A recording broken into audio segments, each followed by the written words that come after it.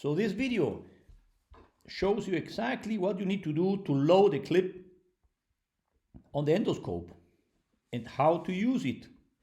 So here you attach the barrel to the handle. So this comes with a strip. Then you place the device to hold the string. The string is pulled then inside of the working channel of the endoscope, and the proximal part of the string comes out in your barrel, and the distal part has the cap which is attached to the endoscope. Always make sure to adjust it so that the string is parallel to the working channel.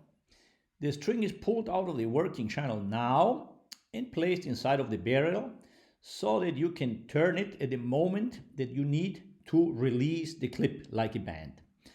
Now we're entering the hypopharynx, larynx is there. Now you see the upper esophageal sphincter advancing. The clip requires some torque maneuver. Here we are in front of the fistula, gastrocutaneous fistula, chronic.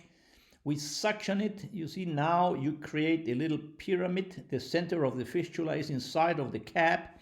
You continue to aspirate the entire time till you have grasped enough tissue inside of the cap before you release or you fire the clip, and the clip has grasped enough tissue and closed this fistula.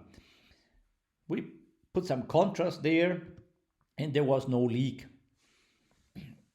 This is a patient who had undergone an endoscopic ultrasound, and during the procedure there was a perforation of the duodenal bulb.